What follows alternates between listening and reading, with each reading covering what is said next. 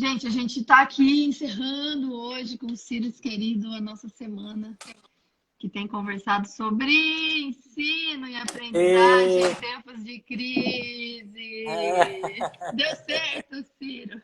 tudo certo. Tudo bom? Ai, tudo ótimo. Como é que você está? Eu estou bem. Feliz de estar vendo você, de poder participar. Ah, eu agradeço. A gente está muito contente com o seu Ah, aceite. Para a gente ah, encerrar essa semana aqui, Ciro, que a gente tem conversado já faz 7 ou 8 dias sobre esse desafio que é ensinar e aprender, né? Obrigada, viu? é gostoso. É, Faz bem a gente ver os amigos, conversar um pouco, trocar umas ideias. não é? Deixa a vida mais leve um pouco. Não é? Pois é. E você, que é o nosso bichinho, você sabe, né? Você é o nosso bichinho da provocação que fez a gente É, estar aqui agora, viu, gente? O Ciro é o bichinho que nos provocou e fez a escola aberta aqui nascer e ah, se formalizar, enfim. essa coisa linda que vocês fizeram, vou sempre falar para todo mundo, é tão bonito tudo que vocês fizeram. Eu já te escrevi isso, acho uma experiência maravilhosa, que seguramente vai trazer ainda melhores frutos ainda do que já trouxe, com certeza, Caminharemos, resistiremos. com certeza. Época de Ô, gente, resistência mesmo. é. Ciro, vou te apresentar aqui, acho impossível alguém não te conhecer, mas, gente, o Ciro, ele é arquiteto e urbanista, ele é doutor pela Escola Técnica Superior da Universidade Politécnica de Catalunha, ele é sócio fundador da Escola da Cidade, junto com outro grupo de malucos aí que se enveredaram por esse sonho, que deu super certo. E também que depois fundaram a Escola Técnica, né, Ciro? Que hoje ele é o diretor do conselho da Escola Fábrica, da Fábrica Escola de Humanidades. Ô, Ciro, Isso. a gente. E também diretor ainda da Fundação Oscar Niemeyer, né, Ciro? Entre um monte de outras coisas que você faz, né? Padrinho da Escola Aberta no Galpão. Eu tenho muita honra de ser, Ah, é. Ô, Ciro, muita. a gente tem discutido aqui, a gente, diante de toda essa pandemia, paralisou tudo, inclusive você viria para cá esse ano nos visitar, É, e paralisamos tudo, mas não paralisamos, e começamos a conversar aqui. E toda a nossa conversa, Ciro, ela chegou no ponto que é a relação ensino-aprendizagem e todos os desafios contemporâneos somados às crises atuais que a gente tem vivido, né? Eu vou falar para você e vou continuar falando aqui que nós temos resistido a essa barbárie que temos visto aí, né, nesse desgoverno do nosso país. é. E a nossa discussão toda sobre educação é porque a gente, de alguma forma, acredita que é a única chave para a gente mudar alguma coisa. E eu queria te ouvir, Ciro. Eu queria te ouvir. Eu sei que lá em 2006, 2016, você fez uma fala na Escola da Cidade, quando você estava apresentando a Fábrica de Humanidades, e você fez um texto sobre a crise silenciosa, né, do ensino da arquitetura. E eu não sei se ela mais é tão silenciosa assim, eu acho que ela reverberou, né? Mas eu queria te ouvir falar sobre qual é, afinal, o papel do ensino, da aprendizagem, o nosso papel como arquitetos. O que nós temos que fazer, Ciro? Bom, primeiro eu quero dizer agora para você, Cris, que eu me sinto de verdade, sem nenhuma retórica, muito feliz e muito esse convite que você me fez. Eu admiro muito o trabalho de vocês aí, como arquitetos, como pessoas de resistência aí na cidade, e eu acho que é tudo que nós precisamos no momento atual e vamos precisar sempre, ainda por muito tempo. Então, quero te parabenizar, você e a equipe, por esse trabalho maravilhoso que vocês fazem na Escola do Galpão. Eu acho que é um momento sublime de vocês. Aproveitem e não deixem esse sonho, de forma nenhuma, esfriar. Pelo contrário. Então, eu me sinto muito feliz de estar aqui com vocês. O que nós temos esse momento que nós estamos vivendo, eu acho que é como se fosse assim, nós fazemos as coisas, não são normalmente por elas mesmas. Nós fazemos porque temos um objetivo, temos um horizonte. Tudo que nós fazemos por eles, a coisa mesmo, um arquiteto que faz a obra pensando só na sua arquitetura, na sua porta, na sua janela, no seu prédio, na verdade, está fazendo muito pouco. Tudo é um instrumento pelo qual nós queremos construir uma sociedade, uma vida melhor. Se não for com esse objetivo, acredito que tudo que nós fazemos é pouco. Então, nesse sentido, eu acho que um dos caminhos necessários e possíveis é entender que educação e cultura caminham juntos.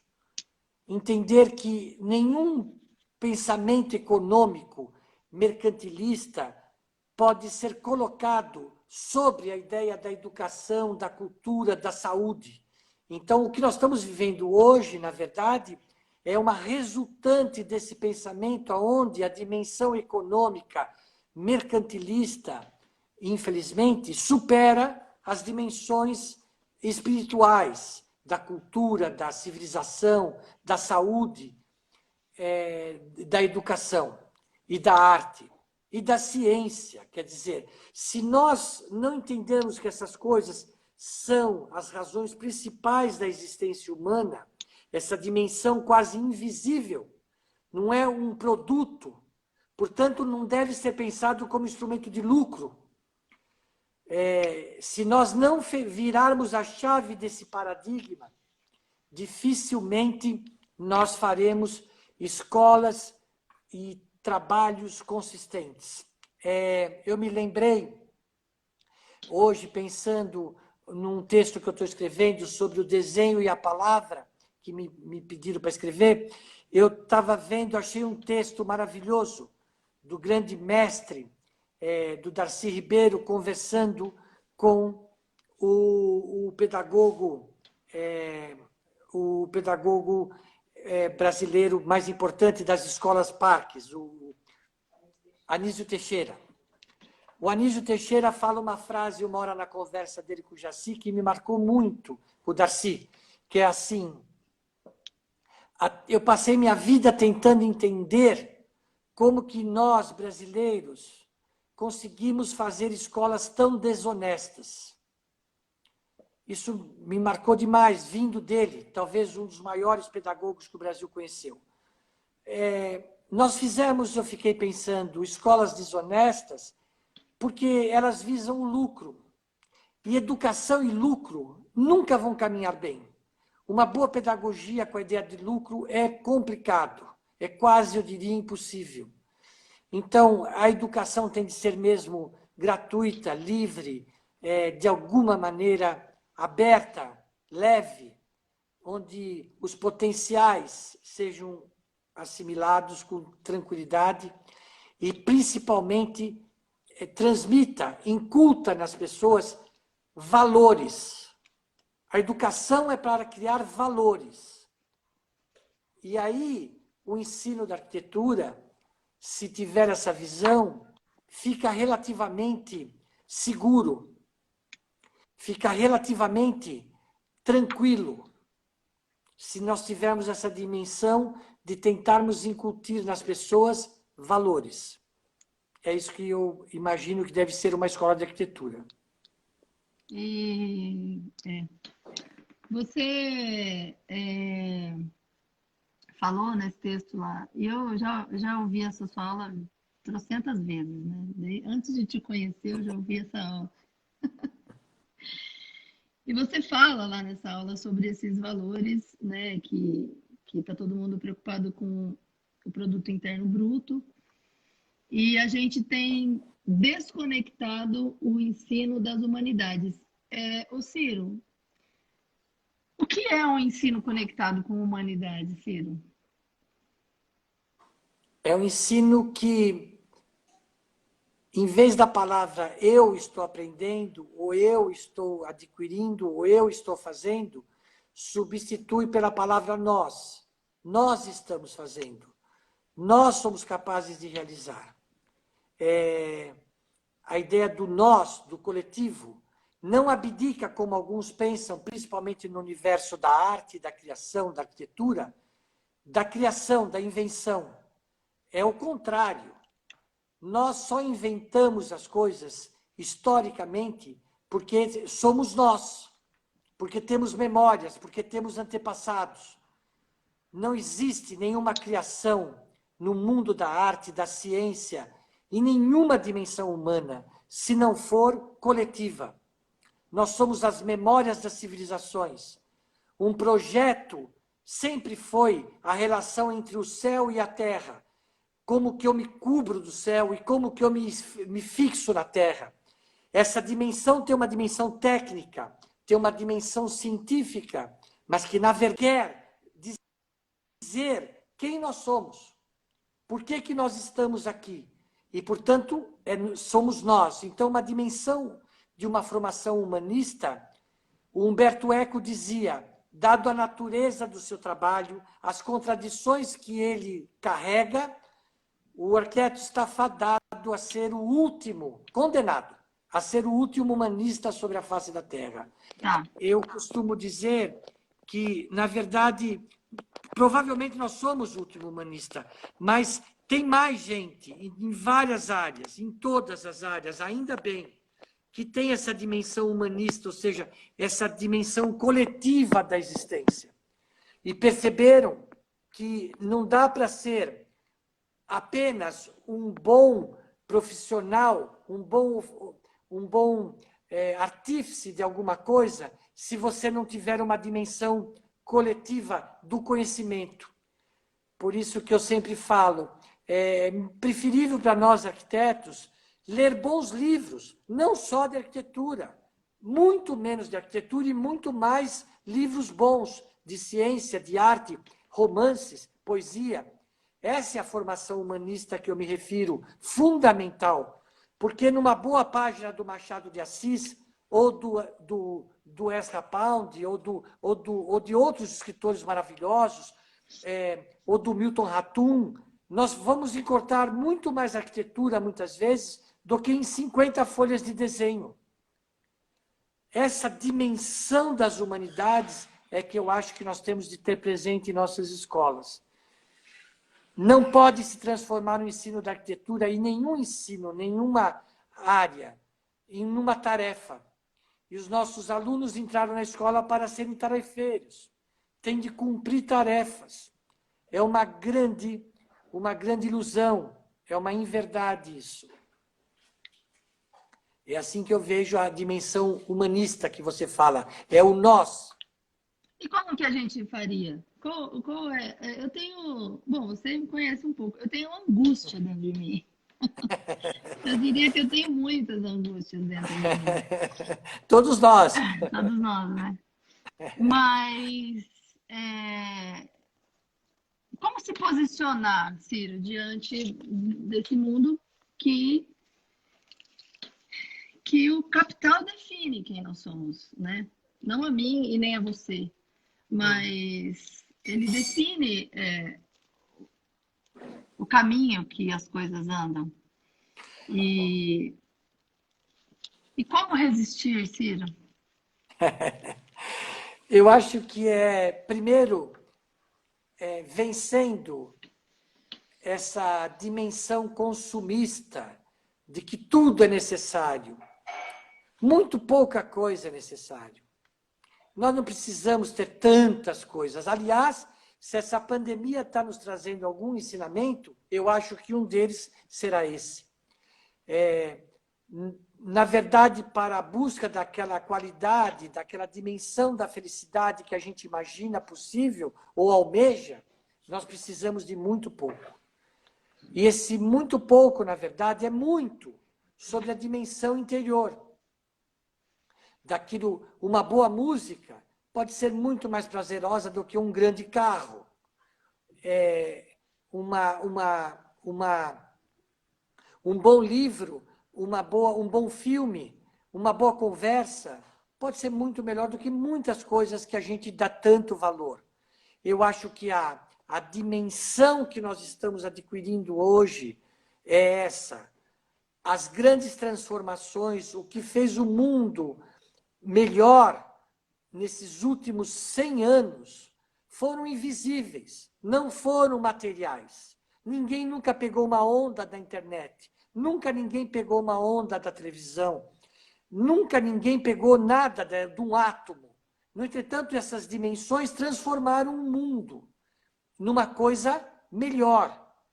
Eu acho que nesses tempos, e principalmente neste país, com esse anacronismo, para usar um termo simpático, que nós estamos vivendo, uma péssima estratégia é o pessimismo. Aliás, eu vou falar claramente o que eu penso. A estratégia pessimista, nesse momento, ela é uma estratégia covarde, extremamente covarde e preguiçosa, porque o pessimista sabe que nada vai dar certo, portanto não precisa fazer nada.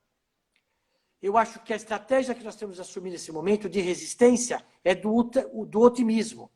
A possibilidade de realizar e mudar essa situação, porque ela é possível de ser mudada. Então, como fazer isso? Você me fala, Cris, eu te conhecendo um pouco, você me conhece, é agindo. Se você me permite, eu vou contar uma historinha, posso? Claro.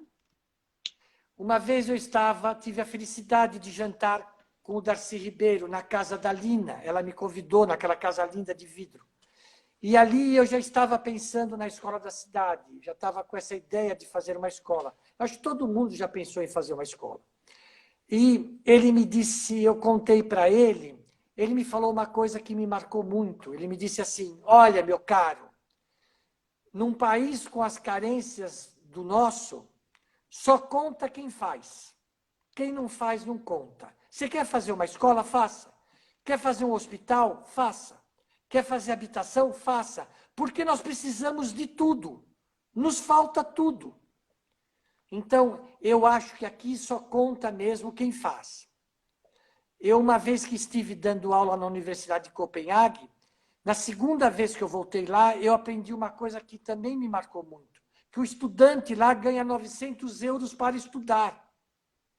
Aqui na Escola de Humanidades, que nós estamos iniciando agora, essa escola do ensino médio, nós precisamos arranjar bolsas para eles estudarem e apoio para eles comerem.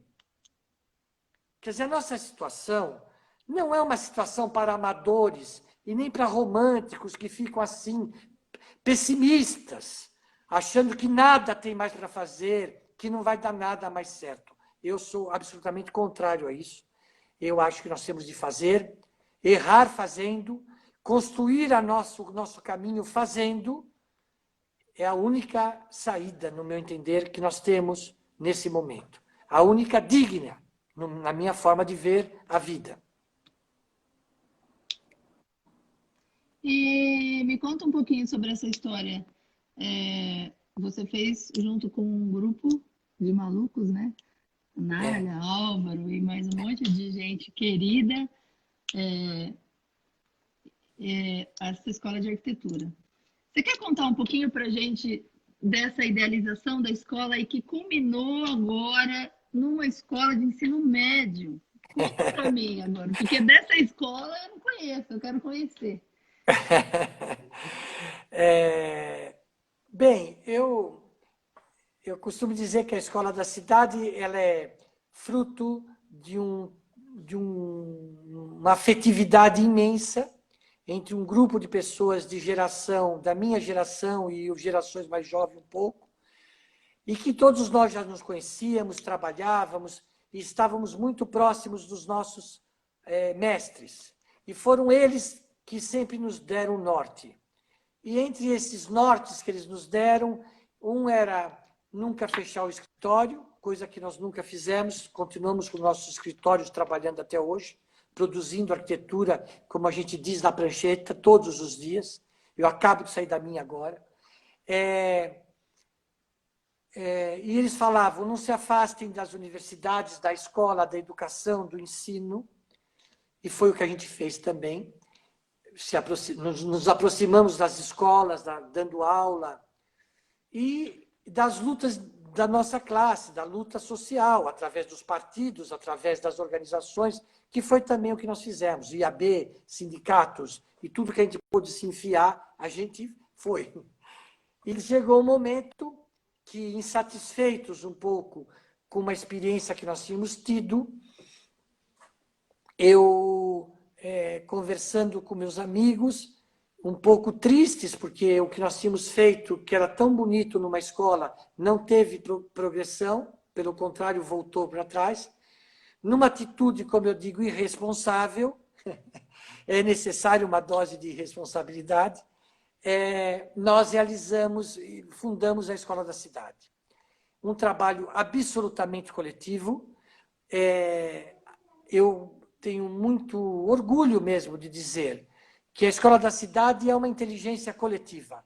Ela não é do Ciro, ela não é do Álvaro, não é da Nália, ela é de um grupo imenso de pessoas e ela se transformou nesse saber e nessa inteligência coletiva que tem realizado coisas bastante interessantes.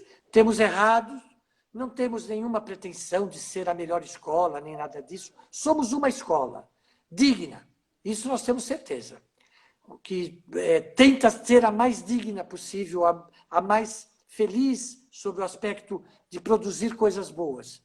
Mas lutamos ainda com muitos problemas. E esse processo iniciou-se muito devagar, 37 alunos, num prédio abandonado há mais de 10 anos, no centro da cidade de São Paulo, e que hoje transformamos de um prédio residencial abandonado num prédio educacional, com quase 5.000 metros quadrados. Na verdade, hoje são 2 edifícios, e entre alunos da graduação e da pós-graduação e dos cursos livres, já passamos de 600, quase 700 alunos. Então, é uma alegria ver aquilo funcionando. Eu, para falar a verdade, tem vezes que eu nem sei o que está acontecendo lá dentro, mas eu sei que estão acontecendo coisas boas. E aí, nesse processo todo, há 5, 6 anos atrás, tivemos a ideia de, em vez de ir para frente e criar mais um curso superior, nós que recebíamos os meninos e as meninas que vinham do curso secundário, do ensino médio, pensamos que a nossa contribuição deveria ser voltar para trás, digamos assim, e fazer uma escola de ensino médio também que buscasse uma certa inovação. E foi aí que surgiu a Escola de Humanidades. Mas a Escola da Cidade, que é a tua pergunta, nasce exatamente desse processo de redemocratização do Brasil, na década passada a década de 90, de 80, 90 para esse século. Ela nasce em 95, mais ou menos. Nós todos oriundos desse processo de redemocratização, com os nossos escritórios até hoje, como sempre, andando, trabalhando, juntos muitas vezes separados, mas sempre juntos por esse fio que nos une até hoje, chamado afetividade. Nós nos queremos muito bem, nós nos amamos. E isso com todas as divergências, com todas as brigas, mas nós nos queremos muitíssimo bem. É impossível imaginar minha vida hoje sem esses meus amigos. Eles constituem a minha vida. Que bonito isso, né? É verdade. Ô, Ciro, e essa escola de ensino médio? Porque eu vejo que essa crise atual, e recentemente, antes de começar essa semana, eu fui lá ouvir de novo aquela sua aula de 2016, ela é de fato a consequência desse projeto de desmonte, né? Da educação, da arte, da cultura, da sensibilidade do aluno e a massificação do ensino, apostilado, enfim, que já vem de muitos anos, mas que com esse boom de número de universidades que abriu, ele parece que formou uma massa aí de pessoas que não exercem o seu papel crítico, o seu papel de cidadão. E como que você liga tudo isso a essa crise absurda que a gente está vivendo? E por que voltar e ensinar lá na base? É porque o problema central da educação no Brasil está na base, não está no ensino superior. Nós, como arquitetos, sabemos que um edifício sem base tende a não ficar de pé. Eu penso que nós voltamos por essa consciência social mesmo. A nossa escola de ensino médio, ela será, com o tempo, autossustentável. Ela é uma fábrica que vai produzir coisas, só que com uma forte, imensa pegada, digamos assim, nas humanidades. Nós pensamos, desenhamos um projeto que chama-se Fallen. Fallen é F de filosofia, A de arte, L de literatura, E de ecologia e M de música.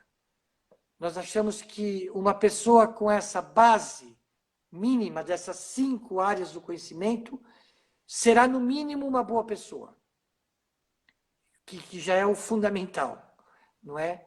Essa história de bom arquiteto, mau arquiteto, isso tudo é de uma relatividade sem fim, né? Não tem tanta importância assim. O que importa é a pessoa ser uma boa pessoa, ajudar a transformar a sociedade que ele vive. E, nesse sentido, a arquitetura é um instrumento. Uma boa arquitetura é um instrumento para ajudar a sociedade a se transformar. Então, nós fizemos a escola pensando nisso, que nós poderíamos contribuir para fazer boas pessoas e que elas saíssem dali já com um ofício técnico capaz de já viver, de trabalhar, de produzir. Se depois ela vai fazer o curso superior, é um outro momento. Mas, no mínimo, seja o que for que ela for fazer, ela vai ter essa base dessas 5 áreas do conhecimento, porque não sou eu que digo isso. Os neurocientistas estão dizendo isso, provando, não é? Oliver Sacks, tantos outros, de que a educação, um homem com uma formação musical boa, um ser humano, né, o homem ou a mulher, com uma formação musical boa, no mínimo, desenvolve partes do cérebro que as pessoas normais, sem esse estudo, não desenvolvem. Que a música tem um fator mágico, digamos assim, mas que não é mágico, é provado cientificamente, que desenvolve questões cerebrais muito importantes. A gente talvez intuitivamente saiba disso, né? Ouvir uma boa música é uma coisa que te transporta, talvez a arte mais sublime. Então, nós fizemos a escola pensando nisso. Ela é uma escola... nós temos 50% dos alunos que não podem pagar, que nós trouxemos das comunidades. Os outros 50%, muito poucos, pagam o valor integral. E nós estamos acertando os números, porque a Escola de Humanidades pertence à Escola da Cidade, e como a Escola da Cidade ela é sem finalidade de lucro também. Alugamos um galpão próximo da escola, onde nós temos a oficina de madeira, metal, argamassa armada e prototipagem, onde o aluno vai para lá aprender esses ofícios e produzir coisas. Que coisas? Coisas que nós especificamos em nossos projetos, que vão poder ser feitos lá na fábrica e reverter em favor, desde que usados nas obras, reverter em favor da própria escola, para darmos mais bolsas, para termos mais alunos. Não é nenhuma ideia nova, é uma ideia que já o Liceu de Artes e Ofícios já fazia, a Bauhaus tentou fazer se juntando às empresas. Nós tivemos o apoio do Instituto Votorantim. O Instituto Votorantim gentilmente nos ajudou a montar a fábrica. Para nós foi uma coisa maravilhosa, está sendo. Além de nos ajudar também com bolsas não, apoio à manutenção da escola como um todo, nesse primeiro ano. e outras empresas também, e outras pessoas físicas. Então, nós acreditamos que este trabalho vai reverter em favor da sociedade em muito breve. E as pessoas que de lá saírem dificilmente vão fazer coisas ruins. Podem errar, mas não fazer coisas propositalmente más ou ruins. Então, a escola nova é um entusiasmo para nós. Nós tínhamos o edifício da Escola da Cidade, temos. São 5.000 metros quadrados no centro da maior cidade da América Latina, São Paulo, ao lado do metrô, que ficava vazio todas as manhãs, praticamente. Nós não usávamos mais do que 20% a 30% do edifício pela manhã. Porque, como você sabe, a Escola da Cidade funciona a partir das 2 horas da tarde. Então, nós temos um edifício equipado para ser uma escola que ficava vazio, um erro social, urbano. E nós estamos, então, ocupando esse espaço agora, pela manhã, com esses 21 alunos. Começamos só com 21 alunos. Mas eu tenho certeza absoluta que ela vai crescer. Será uma escola da cidade também. Porque, para você ter uma ideia, vou contar rapidamente, posso, né? Estou falando demais. Claro, não, você pode falar tanto que você quiser. quiser. É assim, as aulas são pela manhã, com 3 professores em cada sala. Ah, é? Os 3 professores ao mesmo tempo. Então, nós temos, por exemplo, na aula de música, nós temos uma maestrina, uma musicista, importante, professora. Nós temos o professor de história e nós temos a professora de cidade, porque nós damos aula sobre cidade, o que é uma cidade e economia. Eles 3 fazem os trabalhos, os exercícios juntos e dão aulas juntos, no mesmo tempo, das 8 da manhã até o meio-dia. E depois os alunos vão conosco até o SESC, que nós fizemos um convênio com o SESC, e eles almoçam no SESC, porque a maioria dos alunos são de comunidades. E depois eles vão para a partir das 2 horas da tarde, 3 vezes por semana, ter aulas na fábrica. Então, é assim que funciona. É um sistema novo, nós estamos experimentando, é fruto um pouco da experiência nossa no estúdio vertical da Escola da Cidade, que também as aulas são dadas em conjunto com os professores e em conjunto com alunos de diferentes anos, não é? Como você sabe, as equipes da Escola da Cidade do estúdio vertical são feitas com os alunos do 2º, 3º, 4º, 5º e 6º ano.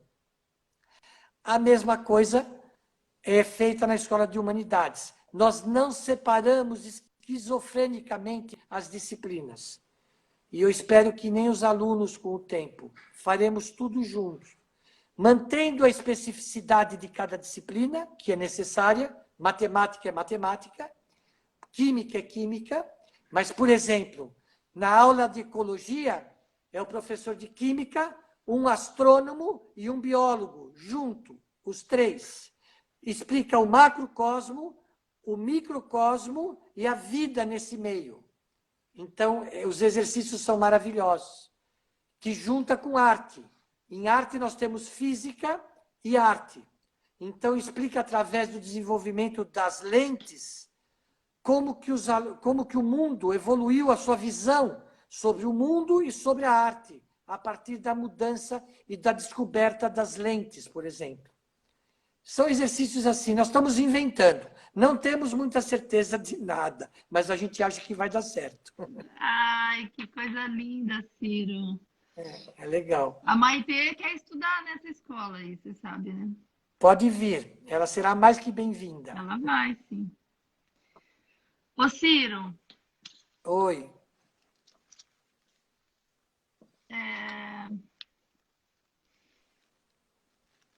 Quem é você que pensa tudo isso, assim? Eu não sei direito. E que... Olha, o Beto chegou aqui. Você não vou te contar o que ele trouxe para mim. Manda E ele um beijo mandou para fazer. ele. E ele mandou fazer um brinde, ó. Olha, Isso é covardia. Eu pensei que não podia, senão eu teria trazido o meu. Pede para Ana pegar o seu lá, a gente está conversando, claro que pode. Ô Ciro, no que você acredita com tudo isso? É possível a gente mudar? Bom, não, é claro que é. Eu, como eu te disse, eu sou uma pessoa otimista. Eu me nego a ser pessimista quando eu saio na rua e vejo pessoas morrendo de fome. Um país, desculpa dizer, não sei se eu posso dizer isso aqui, Pode dizer governado o que por você quiser. um país governado por um criminoso. Eu não tenho dúvida que é possível mudar. Nós temos de ter esperança. Um arquiteto sem esperança não é ninguém. Eu tenho esperança que eu faça um croquis num guardanapo, num restaurante, tomando vinho com meu amigo Beto, e que esse croquis vai virar um museu. O que eu sei é que nós temos um comprometimento social imenso. Nós. O arquiteto, o risco, o traço de um arquiteto pode pesar 100 toneladas, 100 mil toneladas e custar milhões. É um pequeno traço. Então, tudo que nós fazemos como arquitetos tem uma responsabilidade social infinita. Infinita. Nós não podemos brincar. A arquitetura não pode ser feita de maneira leviana, nem como moda, muito menos como moda elegante. Não é? A elegância, por vezes exagerada, gera um luxo que é, na verdade, um disfarce para a falta de conteúdo. Então, é uma coisa de uma profunda seriedade que não dá para fazer como quem não tem essa consistência ou não tem esse comprometimento. Eu nem sei o que falar com você mais. Eu tô tão com o coração quente, assim, com o coração quentinho, sabe? É, É. Eu queria que você pudesse dizer para nós, Que eu pudesse... que você pudesse dizer para nós, é,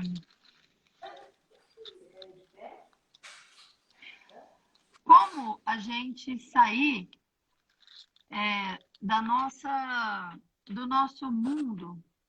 Porque, veja bem, às vezes o arquiteto, a gente escuta, reconhece esse papel, essa função social, esse olhar. Às vezes a gente tem até essa angústia de ir adiante a partir do reconhecimento desse nosso papel.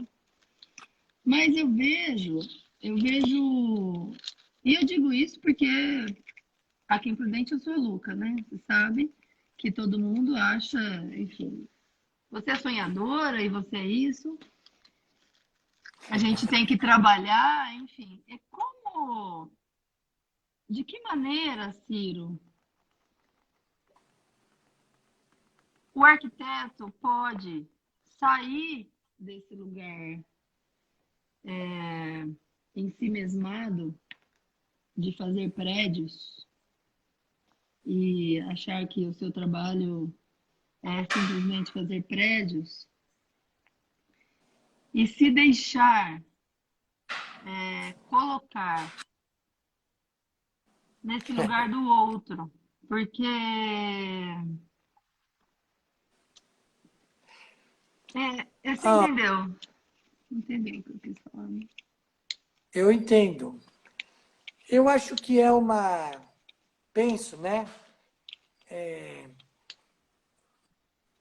Ter essa dimensão de que nada é feito isolado, que o nosso trabalho tem uma importância relativa e ele só ganha importância real na dimensão do outro.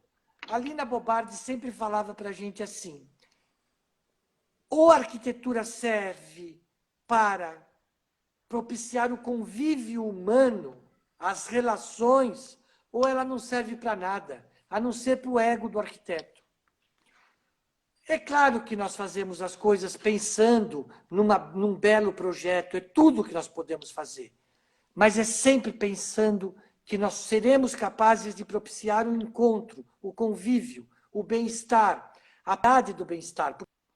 Porque não é a arquitetura que garante o bem-estar, mas ela possibilita, ela favorece. Então, eu acho que nós temos de dentro de nós mesmos, nessa dimensão de sermos generosos. O Fellini falava que a generosidade é um gesto da inteligência. Nós temos de ser inteligentes, perceber que ficar fechado dentro do próprio projeto apenas pode nos levar a uma espécie de uma cegueira poética e intelectual, que é possível fazer um projeto, um trabalho que tenha esse alcance, nem que seja uma pequena guarita, nem que seja uma pequena casa. Não é a dimensão do trabalho que vai nos dar a condição de ser um trabalho com essa visão, mas na verdade, a qualidade do que nós fazemos, não é o que nós fazemos. Portanto, sair de dentro de você mesmo, ter essa dimensão generosa com a existência, é inteligente, é sábio. Não é o que nós pensávamos antigamente, faço um projeto, é o melhor projeto, escondo de todo mundo, porque para ninguém roubar a minha ideia. Isto é infantil. Isto é infantil. Nós temos de fazer o projeto sempre com essa dimensão poética e a dimensão social, mesmo que seja uma casa privada, uma casa particular. Não existe essa dimensão do particular como nós imaginamos na arquitetura. Porque mesmo um edifício particular, para existir, para ter dimensão de qualidade, ele tem de usar de bens públicos. Uma casa só existe porque existe o esgoto, a água, a luz, a rua, a infraestrutura, e ela é particular, mas se utiliza de todos os benefícios públicos. Portanto, essa dimensão pública e particular não define a qualidade de uma arquitetura. Existe má arquitetura pública e existe má arquitetura particular. E o inverso também é verdadeiro. Boa arquitetura particular e boa arquitetura pública. Portanto, nós temos de sair fora desses paradigmas ideológicos de que só existe de uma forma ou da outra. Existe, sim, a dimensão da qualidade, que é isso que importa. A qualidade do que fazemos, e não o que fazemos. Você já me ouviu falar isso 1000 vezes, eu vou repetir. Para a sociedade é preferível um bom padeiro que um mau arquiteto. Penso assim. Tem um monte de perguntas aí, Cris, que estão me fazendo, me atrapalha um pouco, porque eu fico prestando atenção também. Muita pergunta sobre ensino remoto, muita pergunta... Você quer falar sobre isso, sobre essa situação? Essa crise atual? Olha, eu acho que essa crise ela vai trazer mudanças maravilhosas para o ensino. Eu mesmo já mudei. Eu nunca tinha pensado em fazer o que eu estou fazendo.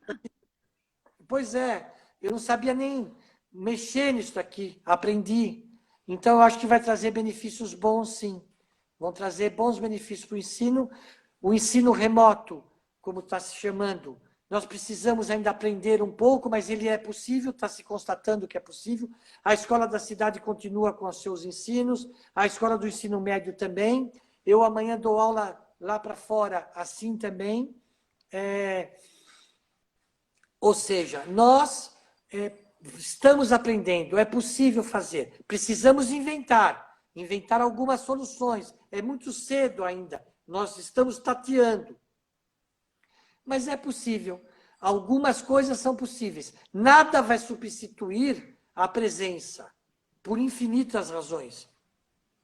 É como se dissesse assim, aquela discussão que antigamente se tinha, Nada, o livro vai acabar, não vai ter mais livro. Isso é uma grande besteira. O livro é o maior instrumento, é o instrumento mais bonito, o mais sensacional que o homem foi capaz de inventar. Todos os outros instrumentos humanos, como dizia o Jorge Luiz Borges, são extensões do corpo humano. A espada é a extensão do braço, o arado é a extensão do braço, o binóculo, o telescópio é a extensão da visão, mas o livro é a extensão da memória, o livro é a extensão da imaginação, e por isso ele nunca vai acabar. A mesma coisa o ensino, a educação. Nós, quando estamos frente a frente com um aluno, com um estudante, nós somos a emoção de passar para ele aquilo que o vídeo não nos permite passar. Mas essa emoção é parte fundamental da educação. É ela que, na verdade, faz o liame invisível entre nós e aquele que está ali na nossa frente, e entre ele e nós. Porque a educação é um processo, sim, de afeto. Então, a diferença dessa transmissão afetiva é, na verdade, é a dificuldade com o vídeo. Mas é possível, nós temos de construir. É uma construção e nós vamos fazer. O pessoal perguntou aqui sobre o ensino de projeto. Se vocês têm conduzido os ensinos, inclusive, de projeto remotamente. Tem? Temos feito, com todas as dificuldades. Mostramos os trabalhos. Amanhã mesmo eu vou analisar, de fora do país, 5 projetos, 5 trabalhos de projeto da Universidade de Veneza. É possível, não é a mesma coisa, é claro que não é. Se perde, mas é o que nós temos nesse momento. Sim. E é possível, o máximo possível, transmitir essa emoção, tentar falar, gesticular como eu faço, tentar fazer o menino e a menina entender o desenho. É difícil, mas é possível. Nós temos de ir com erros e acertos. A ideia de erro e acerto na educação faz parte do processo pedagógico. O processo pedagógico também é feito de erros e acertos, e comparativamente também. Então, eu acho que é isso que nós temos de fazer.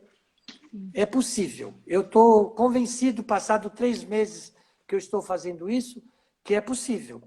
Agora é difícil. Não é fácil. É um esforço muito maior do que ao vivo. É um desgaste muito maior. Sim. Eu preciso dizer que eu não estou dando aula nesse momento, mas que essa desconstrução do caráter geográfico que nos separa, para mim, eu estou vendo um monte de benefícios, porque eu estou aqui com você agora, você aí na sua casa, né? Estive com a Cris essa semana, estive com a Nália, estive com o Milton Braga, estive com a Sinara, estive com todo mundo essa semana. Então, como você falou, a gente tem olhado o lado positivo dessa situação toda, né?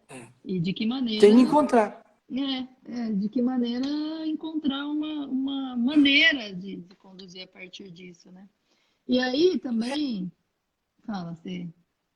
Não, eu queria só dizer que, nesse momento, na minha opinião, muito mais importante que o conteúdo é a forma, é manter vivos os elos, as ligações com os estudantes, é nos mantermos juntos. Esse é o mais difícil, isso é o mais importante nesse momento. O conteúdo, nós vamos recuperando com o tempo, nós vamos fazendo isso acontecer, porque o conteúdo nós vamos ter a vida inteira. O problema é não perder esse entusiasmo, não perder essa dimensão de troca, que é fundamental. É isso.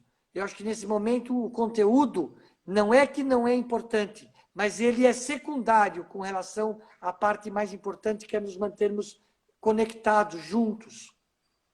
Sim. Sim. Tem uma outra pergunta aqui. O Paulo, ele está perguntando o seguinte: boa noite, Ciro. A ONU divulgou recentemente que 90% do dinheiro que circula no Brasil... Ixi, não consigo mais ler. que circula no Brasil está concentrado nas mãos de apenas 1% da população. O que você pensa disso? Paulo Bem, Pasquale. Paulo, boa noite. Nós criamos um sistema no Brasil, principalmente, e em todo o mundo, mas no Brasil mais, em países como o Brasil, chamados países ainda periféricos, um sistema perverso, absolutamente perverso, egoísta, onde a meritocracia é iludida. Não é a meritocracia verdadeira dos gregos, não é isso. Essa meritocracia que está enfiada aqui no nosso país, ela é totalmente fascista, egocêntrica. A pessoa tem 5 bilhões e não se contenta, quer ter 10. E acha que merece, que tem de ter mesmo. Quer dizer, esse é um problema social que nós temos de fazer a nossa luta para mudar. Nós temos de lutar para isso. Não, esse fosso, esse vazio que existe entre esse 1% ou 2%, seja o que for, é absurdo. Pensar que no Brasil ainda morrem pessoas de fome todos os dias e muitos, que morrem de violência todos os dias e muitos. Voltamos à minha conversa inicial. Nós fizemos escolas desonestas, sistemas de ensino desonestos, fizemos a inteligência brasileira, a chamada inteligência brasileira, principalmente depois do golpe de 64, criou uma perversidade que foi a separação da cultura da educação.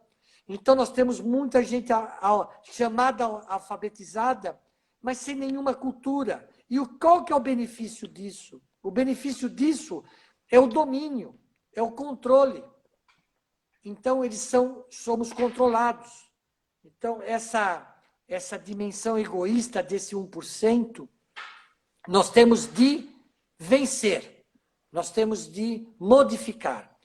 Como eu não acredito em violência nenhuma, sem exceção, eu acredito que a educação e a mudança de paradigma através da cultura não é uma atitude passiva, é uma atitude ativa.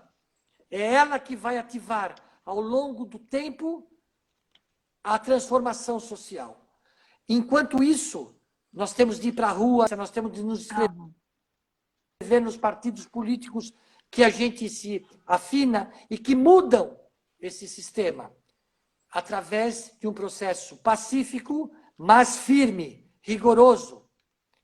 Então, a maior pobreza, sem dúvida, como está escrevendo alguém aqui, é a pobreza cultural, educacional, e que gera a pobreza material. E gera porque o sistema é totalmente injusto. Esse é o processo. E que nós vamos ter de superar. Iremos superar. Mas não tenho dúvida. Não vamos ficar aqui romantizando. Nós temos de lutar. Não tem outra forma. Quem acha que vai ficar neutro já está sendo a favor do lado pior. Essa é a minha opinião. Viu, Paulo? Não sei se respondi. É uma revolução social mesmo, que, no meu entender, virá através da cultura e da educação. Vai demorar um pouco, mas ela acontece, se nós acreditarmos e mudarmos as escolas, o ensino. Ô, Ciro, o Zé Armênio está aqui. Zé Armênio, acabei de ver você. Tudo bem? O Zé já esteve aqui já.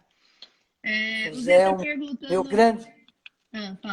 Meu grande amigo, querido, grande trabalhador por essas causas que nós estamos aqui conversando.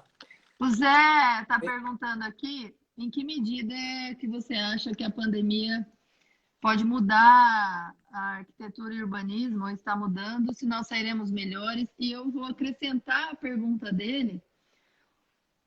Qual é a dimensão do espaço público e a consequência da pandemia na ocupação e nessa disputa do espaço público? O que as nossas cidades farão, né? Nós sairemos melhores? O que nós faremos a partir daqui?